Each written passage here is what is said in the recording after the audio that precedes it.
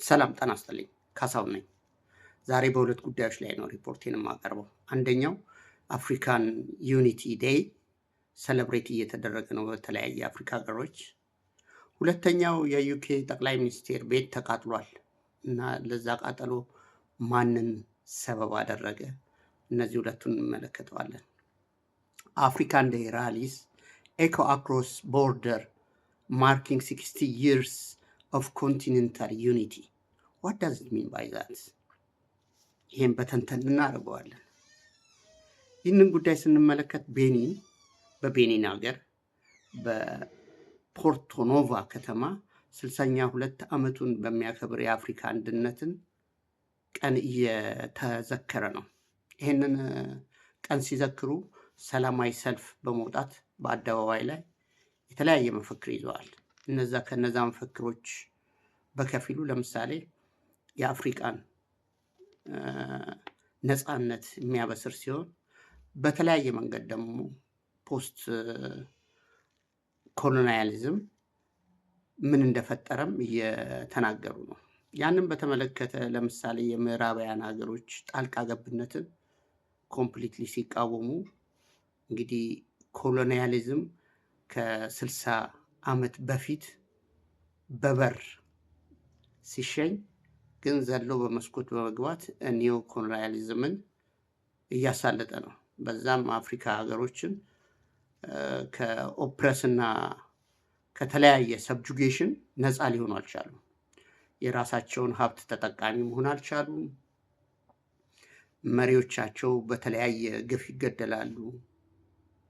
ከኮንጎ የነፃነት አይከን ጀምሮ የተለያዩ እነ ኦሊቨር ታምቦ እነ ንኩማ የተለያዩ መሪዎች ተገለዋል እና ያንን ከዚህ በኋላ ይበቃል ኖሞር በሚል የዌስተርን ሰርቭ የምናደርግበት ጊዜ አብቅቷል። ኖሞር ሰርቪንግ ዌስተርን ካንትሪ የተለያየ መፈክር በመያዝ ነው ይሄን እያከበሩ ያሉት። ይህ ነገር በተለያዩ የአፍሪካ ሀገሮች ሲከበር በሳውዝ አፍሪካም እየተከበረ ነው እና በሳውዝ አፍሪካ የነፃነት ስኩዌር ጆሃንስበርግ በሚገኘው እየተከበረ ነው። በዛ ክብረ በዓል ላይ የተለያዩ የአፍሪካ ሙዚቃዎች እና ዳንሶች እየታዩ ነው እና በዋነኛነት ግን አፍሪካውያኖች የራሳቸውን ስልተ ምርትና በራሳቸው መንገድ እንዲተዳደሩ የሚያበስር ነው። ይሄ ነገር ሲሆን ምንድን ነው እንግዲህ ስቲል አፍሪካውያኖች ነፃ ቢወጡም በተለያየ መንገድ ግን ነፃነታቸውን ኢንጆይ እንዳያደርጉ ችግር ውስጥ ገብተዋል። ያ የሆነው ደግሞ አንደኛ በአፍሪካ መሪዎችም ነው። ለኒዮ ኮሎኒያሊዝም ሰርቭ የሚያደርጉ መሪዎች ኤግዚስት አድርገው ነበር፣ ስቲልም አሉ አንዳንድ ሀገሮች ላይ። ይሄ ነገር መብቃት አለበት እያሉ ነው። ምክንያቱም ለስልጣናቸው በማሰብ ብቻ የህዝባቸውንና የሀገራቸውን ጥቅም ወደ ጎን በመተው ለተለያየ ችግር አፍሪካን ዳርገዋታል እና ይህ ሰላማዊ ሰልፍ ሲካሄድ አንደኛ ለኒዮ ኮሎናይዘር ካንትሪዎች፣ ሁለተኛም ከኒዮ ኮሎናይዘር ካንትሪዎች ጋር የተጣመሩ አሻጥረኛ የአፍሪካ መሪዎች ከዚህ በኋላ እንዲያበቃላቸውና ሀገሩን ሰርቭ እንዲያደርጉ የሚጠይቅ ነበር እና ይሄ ትልቅ ድል ነው። ምክንያቱም አፍሪካ እንደ ኮንቲነንት 1.5 ቢሊዮን ህዝብ የሚኖርባት ነች። ከ3000 በላይ ቋንቋ ይነገራል በአፍሪካ ውስጥ እና ብዝሃ ካልቸር ነች። ዳይቨርሲቲው ኢመንስ ነው፣ በቋንቋም በባህልም በተፈጥሮ አቀማመጡ እና ይቺ ኮንቲነንት በጣም ባለጸጋ ኮንቲነንት ነች እና ህዝቦቿ በሰላም በፍቅር ሊኖሩባት የሚችል ኮንቲነንት ነች። አሁን ከአፍሪካ መሪዎች እንደ አይከን የወጡ አንዳንድ ፖለቲሻል ሊደሮች አሉ፣ እንደ ጁሊየስ ማሌም አይነት። አፍሪካ ከዚህ በኋላ ቦርደር አያስፈልጋትም፣ ቦርደራችንን ያሰምሩልን ኮሎናይዘሮች ናቸው፣ የነሱን ኮንሰፕት ሰርቭ የምናደርግበት ጊዜ አብቅቷል። ራሳችንን ነው ሰርቭ ማድረግ ያለብን የሚሉ ወጣትና ጠንካራ ፖለቲሽያኖች ወደፊት እየመጡ ነው። በአፍሪካ ዩኒቲ እንዴት ይስተናገዳሉ? አይ ሃቭ ኖ አይዲያ። ግን እንደ አፍሪካ ዩኒቲ እና ሀገሬ የአፍሪካ አንድነት ዋነኛ ቢሮ ሄድኳርተር እንደመሆኑ መጠን ይህንን ሚና አብረው እንዲጫወቱ እኔ ያሳስባለሁ። የኢትዮጵያ መሪዎች ይህን እንቅስቃሴ በዝምታ ሊመለከቱት አይችሉም።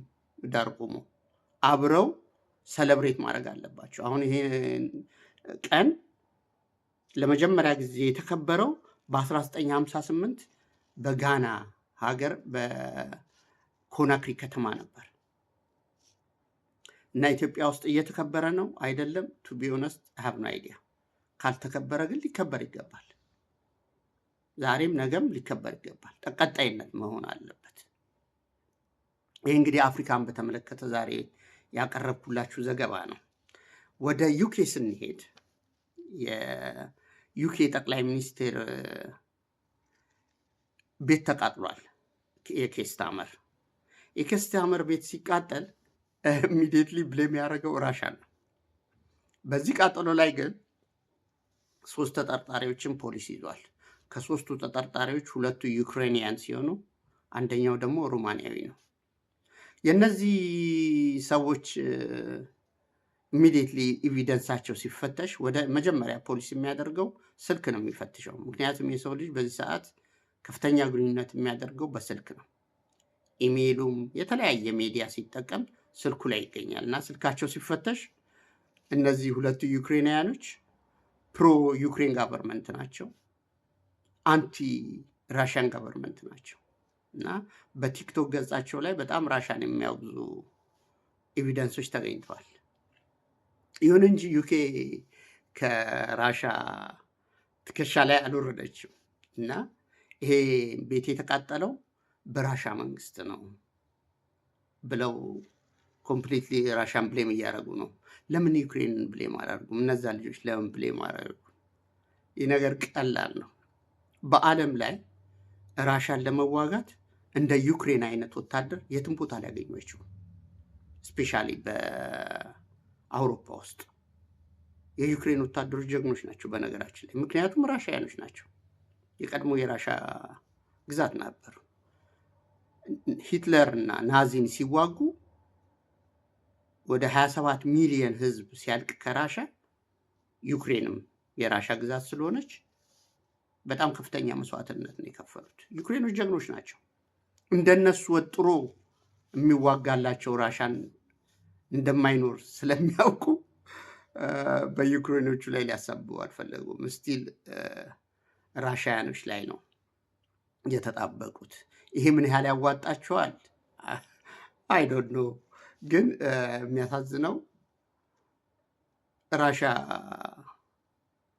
ብትፈልግ ቤት እስከ ማቃጠል ከደረሰች ኬስታመርንም ልትገለው ትችላለች ማለት ነው። ያ ግን አይደለም፣ እውነታው ያ አይደለም። እውነታው እንግዲህ የተያዙት ተጠርጣሪዎች በእርግጥ ያንን የፈጸሙት ናቸው አይደለም። አትሊስት ተጠርጣሪዎች ተይዘው የሆነ ፍንጭ እስኪገኝ ድረስ እንኳ ቢታገሱ ጥሩ ነው፣ ለፕሮፓጋንዳ ባይሮጡ። ግን ያው ጉዳዩ ስለሚፈለግ ፕሮፓጋንዳው ስለሚፈለግ ከራሻ ጫንቃ ላይ አልወረዱም ማለት ነው። በተረፈ እንግዲህ ለዛሬ ያለኝ ሪፖርቴ ነው። የነገ ሰው ይበለን። ካሳው ነኝ።